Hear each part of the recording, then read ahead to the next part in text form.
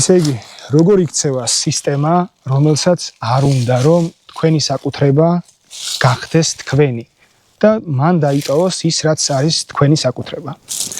სისტემა არის შარზე და შარზე არის არა მარტო რომელიმე კონკრეტულ უბანზე ან ლოკაციაზე, შარზე არის ყველგან და ცდილობს ისარგებლოს თქვენი დაბნეულობით, თქვენი სამართლებრივი გაუნათლებლობით და აბსოლუტურად ყველაფერს აკეთებს საიმისოდ, რომ პროცესები იმდენად გართულდეს, რომ ადამიანმა ან ხელი ჩაიქნიოს, ან საერთოდ სურვილიც კი არ გაუჩნდეს, რომ ამ ბრძოლაში, რომელიც ნაკვეთების დაბრუნებას სამწუხაროდ თქვენი ნაკვეთების დაბრუნებას სჭირდება, ბევრმა არ მიიღოთ მონაწილეობა და 2025 წლის შემდეგ ყველაფერი გახდეს სახელმწიფო საკუთრება. აი მაგალითად ერთ-ერთი შემთხვევა, რაზეც ხშირად ამახვილებს ყურადღებას მარეგისტრირებელი, ეხება მოწმეთა ჩვენებას.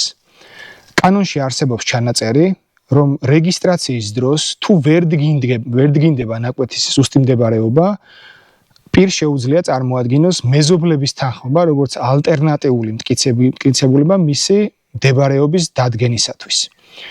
მაგრამ კანონში ასევე წერია, რომ თქვენ შეგიძლიათ მოიყვანოთ მოწმედ არა მარტო ის პირები, ვისაც რეგისტრირებული აქვს ნაკვეთი, არამედ ის პირებიც და ამას მიაღწიეთ განსაკუთრებული მნიშვნელობა, ის პირებიც, ვისაც შეიძლება არ კონდეს რეგისტრირებული, მაგრამ გააჩნია ტერიტორიაზე საკუთრების უფლება.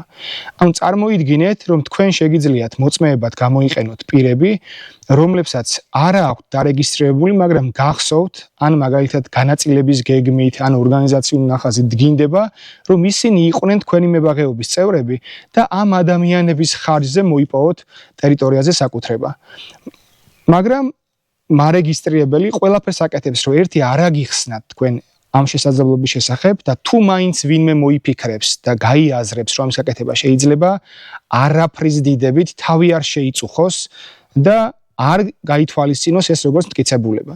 შესაბამისად, საკანონმდებლო ჩანაწერი, რომელიც არის მორგებული და შექმნილი თქვენთვის, რომ უკიდურეს შემთხვევაში, მაგალითად ისეთში, როგორც ახლა ამ კონკრეტულ მებაღეობაში არის, წარმოიდგინეთ, რომ 350 ნაკვეთია გაცემული და ფიზიკურად არ არსებობს აქ ადამიანი, ვისაც რეგისტრირებული აქვს. ანუ ძალიანაც რომ მოინდომოთ, ვერავის ვერ წარმოადგენთ მოწმის სახით.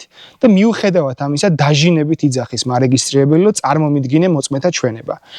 ზუსტად აი ასეთი შემთხვევებისთვის და ასევე სხვა შემთხვევებისთვის, სადაც შეიძლება არ კონდეთ, ასე რომ ვთქვათ, ნაცნობობა, ცნობადობა ამდენი წელია გასული იმ პირების, ვისაც უკვე რეგისტრირებული აქვს ნაკვეთი, თქვენ შეგიძლიათ მოწმედ მიიყვანოთ მათ შორის ის პირები, კიდევ ერთხელ ვიტყვი, ვისაც არ აქვს დარეგისტრირებული, მაგრამ ეკუთვნის ამ ტერიტორიაზე ნაკვეთები.